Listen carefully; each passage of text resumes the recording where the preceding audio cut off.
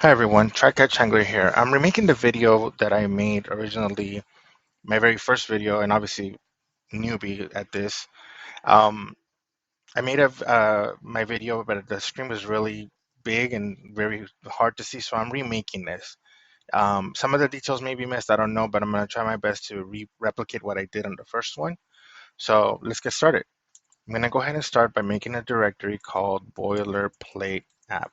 Basically, all I'm doing is creating that folder that you see here. And I'm going to be switching over to it. So I did change directory cd boilerplate app, and now I'm inside the boilerplate app, and I'm going to run npm init to initialize the project. I'm going to leave it as boilerplate app version 1, and the entry is going to be source index index.tsx. So src, I'm sorry, I put the wrong slash here, src index.tsx. The test command, I'm going to leave blank, git repository, put it under a script description, and that should be it. Um, and what that does is it's going to create a package JSON file, as you can see here. I'm going to go ahead and put my name here because I noticed that I missed that. And again, this is editable to your preferences.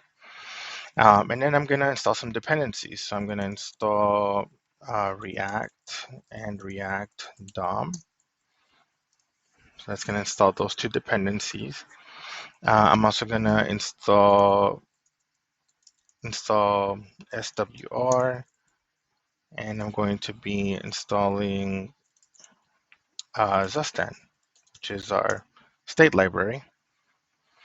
Then I'm going to be I'm actually just going to go ahead and copy over the array of dependencies. If you want a little more detail, I'll quickly go over them.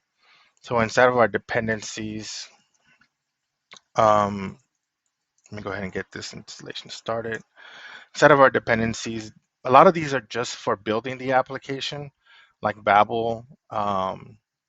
The React types are just so that you can have some intelligence around building the React application.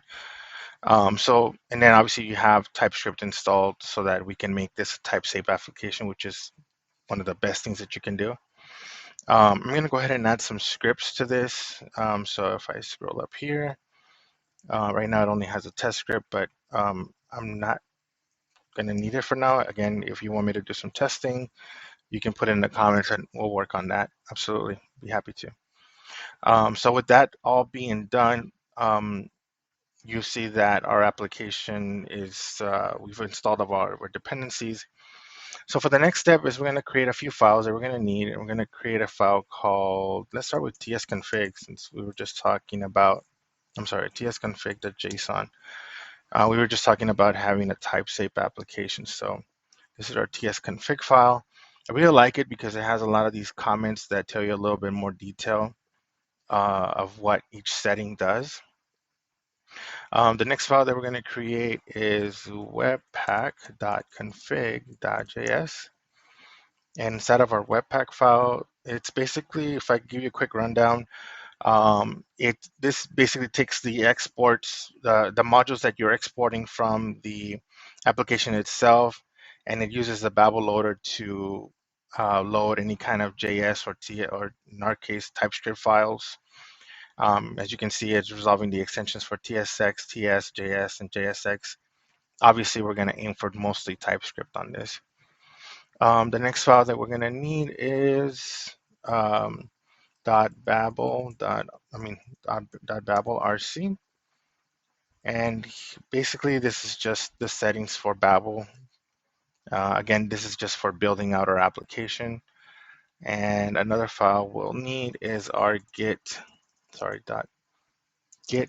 ignore.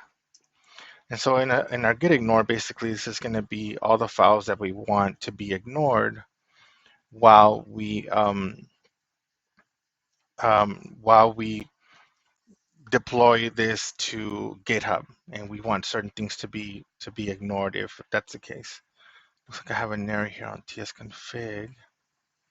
Not sure what's going on there.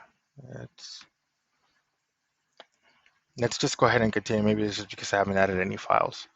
So let's go ahead and create a new folder. And inside of this folder, it's going to be our source folder. And inside of our source folder, we're going to need a file called app.tsx. And this is just basically for now, we're just going to create a basic empty component. We don't really need anything in there for the time being. And then the next file we're going to need to add is index.html. And so this is just your basic document type HTML file, giving it a title of SharePoint React, and creating a root, a div called root, which is basically where we're going to inject all of our components from React. And the next file we're going to create is index.tsx. And inside of index.tsx, for the index.tsx, basically we're just creating the root for our application. And so this, in a nutshell, is basically going to be our entire application for us to be able to build just a generic application using React. Let me take a look again at this tsconfig file. What's the error having? Oh, this is going to get fixed once we build it, because right now it's basically saying we didn't have any files when we created it. We didn't have any files in there. So let's go ahead and run the installation one more time. And now that that is done, let's create npm run start to see if our application builds.